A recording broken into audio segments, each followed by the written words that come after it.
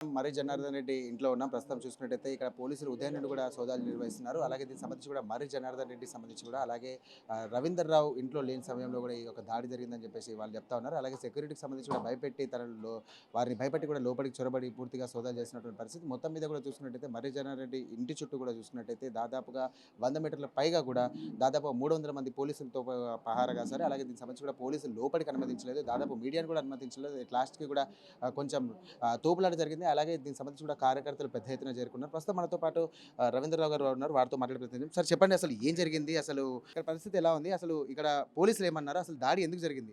తెలీదు. మార్నింగ్ నేను ఉంటున్న ఇంటి పైన పోలీసు పెద్ద ఎత్తున రైడ్ చేసిందనే సమాచారం రాగానే ప్రచారంలో నేను ఇంటి దగ్గర పరిగెత్తి రావడం జరిగింది.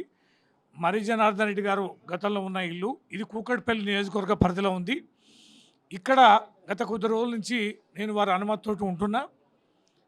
పెద్ద ఎత్తున వాచ్మెన్ని బెదిరించి తాళాలు దించి ప్రతి రూములల్లో ప్రతి చోట వాళ్ళు వెతుకుతున్న సందర్భం నేను వచ్చినప్పుడు నేను అడగడం జరిగింది, ఇది ఎన్నికల పరిధిలో లేదు, ఎందుకు మీరు నన్ను నా ఇంటిని చెక్ చేస్తున్నారు, మీకు అనుమతి ఉందా అంటే అవసరం లేదు, ఎందుకోసం చెక్ చేస్తున్నారు మీకే తెలుస్తుంది, కొద్దిసేపట్లో మీకు తెలుస్తుంది, వెయిట్ చేయండి అని వాళ్ళు విపరీతంగా సెర్చింగ్ కార్యక్రమంలో ఉన్నారు.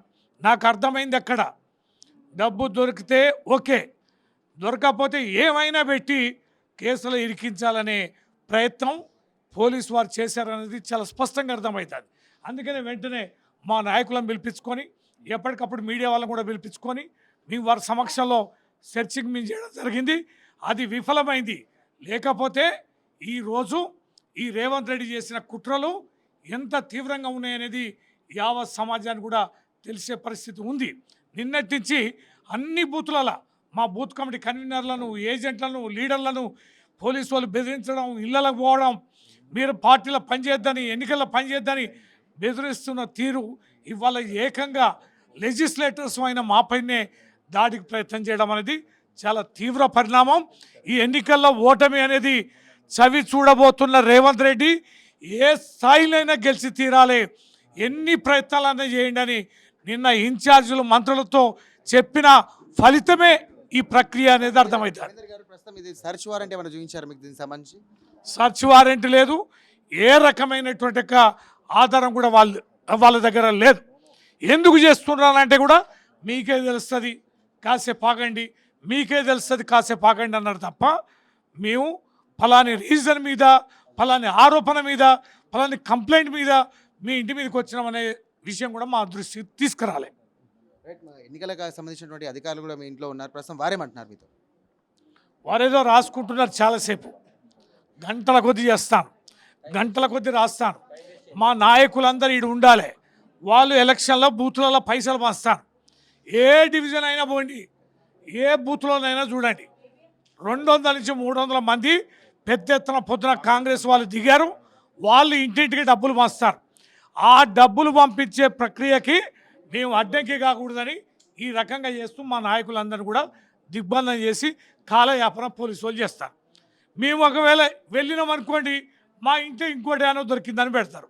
ఉన్నామనుకోండి, వాళ్ళ పని వాళ్ళాడ బ్రహ్మాండంగా పంచుకోవడానికి, నిర్మాణం చేసుకోవడానికి, మా క్యాడర్ని బెదిరించడానికి కావాల్సిన అన్ని ప్రయత్నాలు చేస్తారు. దీనిపై ఉన్నతాధికారులకు మీరు ఏమైనా ఫిర్యాదు చేసే అవకాశం ఉందా? చేస్తున్నాం. మా పార్టీ నాయకత్వం అధిష్టానం దృష్టి తీసుకెళ్లడం జరిగింది. పోలీస్ కమిషన్ గెలవడం, రాష్ట్ర ఎన్నికల అధికారిని గెలవడం, లీగల్ టీం కూడా అప్రోచ్ అవుతున్నాం, న్యాయస్థానాన్ని కూడా అప్రోచ్ అవుతాం. ఢిల్లీలో ఉన్న మరి ఎన్నికల కమిషన్ కూడా మా పార్లమెంట్ సభ్యులు ఢిల్లీలో ఉన్నారు, వారు కూడా రిప్రజెంటేషన్ ఇస్తున్నారు. చట్టపరంగా కూడా అన్ని రకాల ప్రక్రియను మేము మొదలుపెడుతున్నాం. మా పైన బెదిరింపులకు పాల్పడుతూ ఈ ఎన్నికల్లో తీవ్ర అడ్డంకిని కలిగిస్తున్న ప్రతి అధికారి పైన, ప్రతి పోలీస్ అధికారి పైన కూడా ఖచ్చితంగా కఠినమైన చర్యలు తీసుకోవాల్సిందిగా మేము పోరాటాన్ని కొనసాగిస్తాం, న్యాయపరంగా కొట్లాడతాం. దీనికి సంబంధించి కూడా ఇక్కడ ఈ యొక్క సోదాలు జరిగాయి, ఏవి కూడా దొరకలేదు, కేవలం ఓన్లీ బట్టలు మాత్రమే దొరికాయని చెప్పేసి వారు అంటున్నటువంటి పరిస్థితి. మొత్తం మీద కూడా దీనిపైన లీగల్ టీంతో పాటు అలాగే ఎన్నికల కమిషన్కి, అలాగే దీనికి సంబంధించినటువంటి డీజీపీకి కూడా వీరు కంప్లైంట్ చేసే విధంగా కూడా ఖచ్చితంగా కూడా మేము ముందుకెళ్తామని చెప్పినటువంటి పరిస్థితి కనబడతా ఉంది. సింధు.